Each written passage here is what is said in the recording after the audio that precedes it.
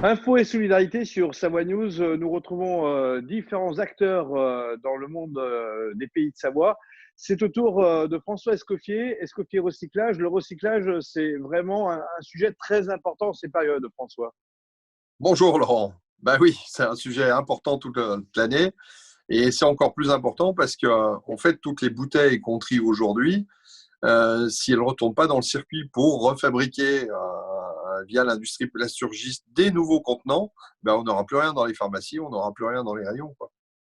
Alors, comment ça se passe au niveau du fonctionnement des différents sites d'Escoffier Recyclage en Savoie comme en Haute-Savoie?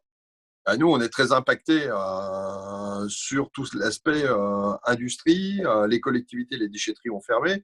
L'industrie qui a tout assez ralenti, hein, on a quand même pas mal d'usines de décolletage qui sont restées ouvertes. Le bâtiment, eh bien, il y a très peu d'entreprises ouvertes pour l'instant. Grosso modo, on a 65-66% des effectifs. On ajuste tous les soirs, hein, on en enlève quelques-uns tous les soirs, et puis qui sont au chômage partiel. Et puis, on a aussi tout ce qu'est le centre de tri de collecte sélective, où là, on trie quasiment 1 million d'habitants, et on en fait beaucoup, quoi. On a 2 équipes de tri. Voilà, quoi, on a plus de tonnes qu'à l'accoutumée parce que les gens, bah, finalement, pour finir chez eux, boivent plus, mangent plus, s'ennuient un peu, donc forcément, bah, on se branche sur la bouffe et la boisson et lisent pas mal de journaux, donc jettent, nettoient et donc on trie beaucoup. Donc, ça veut dire que vos activités sont toujours en fonction.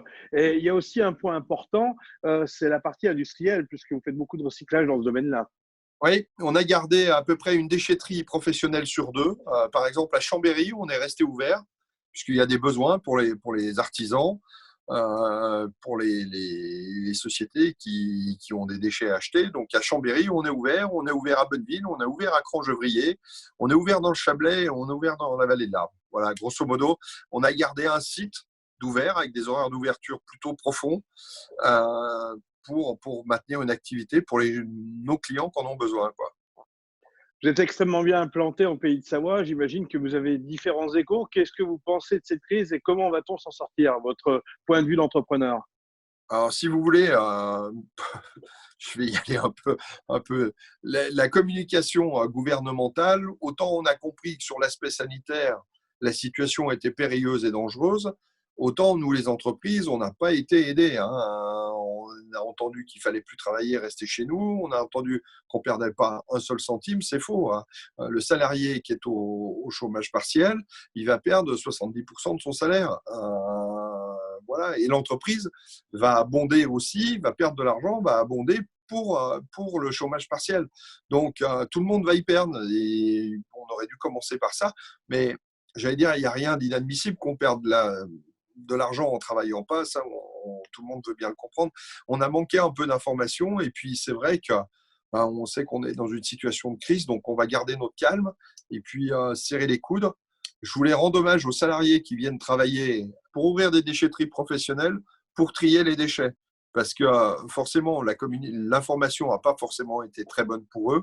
Et ben, ils viennent courageusement travailler. On a mis en place des mesures, hein, de protection avec des panneaux entre chaque trieur, ben, plus de gants, plus de masques, plus de savon. Mais c'est très, très difficile. Et voilà, ils ont tout mon respect. J'ai pas mal de gens qui viennent quand même travailler, du responsable de la sécurité qui est mobilisé aussi parce que bah forcément, quand on ferme des sites, bah on a plus de soucis avec des gens qui auraient la tentation de penser que c'est open bar et qu'on peut venir cambrioler facilement. Donc voilà, quoi, tout le monde connaît ces soucis-là, hein. Les autres entreprises sont exactement dans le même cas que nous, à part qu'on a vraiment le sentiment d'être utile parce que quand les filières nous appellent en disant est-ce que vous travaillez, on a besoin de plastique, on a besoin de papier, on a besoin de métal, parce que tout est fermé, ben, franchement, on se sent vraiment utile, quoi. On se sent On vraiment a un peu un d'utilité. rôle de service public en tant que société privée, finalement. Ouais, d'utilité publique, ouais, ouais, c'est clair. Bah, le service public, hein, vous savez, il y a des collectivités qui ont fermé les centres de régie. Il y en a pas mal qui ont fermé, alors que les entreprises privées sont plutôt restées ouvertes. C'est un peu étonnant quand même.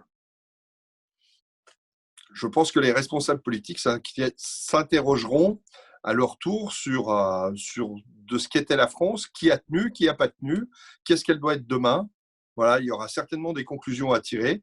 En tout cas, nous, en tant qu'entreprise, on a fait les maximums d'efforts pour déjà pour garder de l'emploi, parce que voilà, l'entreprise, elle vit du travail et de la production qu'elle fait. Hein. Elle ne vit pas des données de subventions publiques ou de l'impôt des gens. Voilà. François, bon courage et bon courage à vos équipes. Merci et à bientôt sur Savoie News. Ouais, Laurent, bon courage à vous aussi. Je trouve que c'est formidable que Savoie News maintienne l'antenne. Et on sait que c'est pas facile pour personne, et j'imagine que c'est pas facile pour Savoie News, mais vous devez apporter beaucoup de bonheur aux gens, beaucoup d'informations, ça distrait, et franchement, bravo Laurent. Être utile, je pense que c'est le lien qui nous rapproche tous.